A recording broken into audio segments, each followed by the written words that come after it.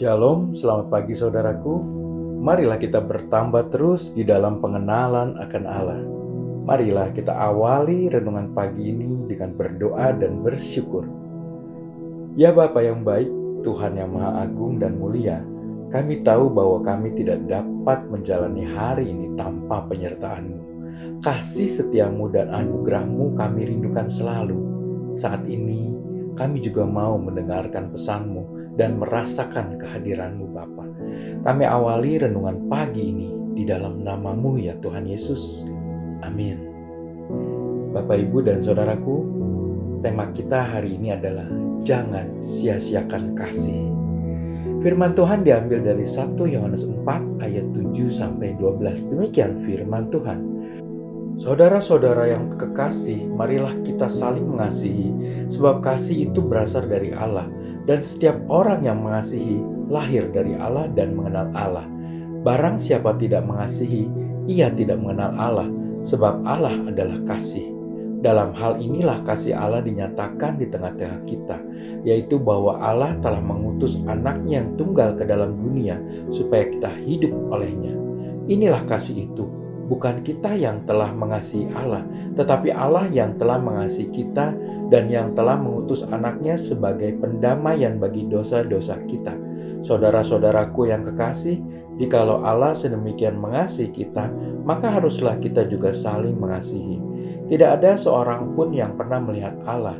Jika kita saling mengasihi, Allah tetap di dalam kita dan kasih-Nya sempurna di dalam kita. Saudaraku, ada kisah dari seorang ayah yang sedang bekerja. Dia sedang memeriksa tagihan bulanan di ruang kerjanya. Ketika anaknya yang masih kecil tiba-tiba mendadak masuk dan berseru, "Pak, karena hari ini adalah ulang tahun Papa yang ke-55, maka saya akan mencium Papa sebanyak 55 kali. Kan satu ciuman untuk setiap tahunnya." Ketika anak lelaki itu bersiap-siap untuk melakukan niatnya, sang ayah berkata, "Oh Andrew, jangan lakukan sekarang. Ayah sedang sibuk sekali."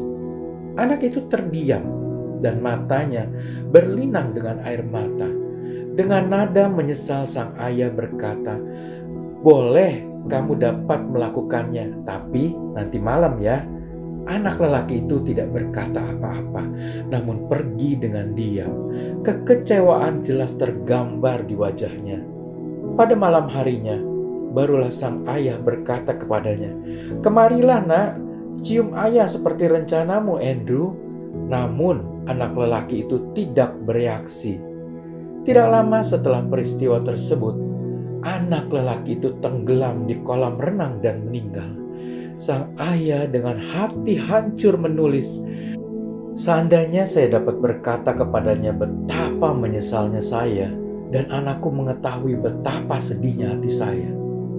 Saudaraku, suatu tindakan kasih harus berlangsung terus-menerus di dalam kehidupan kita. Tindakan kasih bukan hanya memberikan bantuan kepada orang yang tidak punya.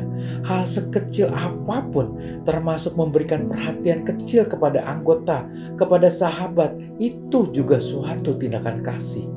Firman Tuhan katakan, setiap tindakan kasih yang kita lakukan mencerminkan Allah yang mengasihi kita dan yang telah memberikan nyawa putranya yang tunggal untuk menebus kita dari segala dosa. Kristus adalah kasih, dan Kristus yang diam di dalam hati kita akan membuat orang-orang melihat betapa kasih itu nyata di dalam dunia ini. Marilah kita lakukan tindakan kasih selama kita hidup, sebelum waktu yang Tuhan berikan pada kita di dunia ini selesai. Marilah kita berdoa. Allah yang baik, yang bertahta di sorga, sejak kami bangun tidur di hari ini sampai kami kembali tidur malam hari nanti, tolonglah ingatkan kami untuk selalu melakukan tindakan kasih. Ajar kami mengabaikan keinginan kami yang tidak sejalan dengan kebenaran-Mu, sehingga kehendak-Mu sajalah yang menjadi dasar di dalam kehidupan kami hari ini. Berkatilah setiap kami pada hari ini ya Bapa. Berilah damai sejahtera, sukacita serta perlindungan-Mu agar nyata sepanjang hari ini.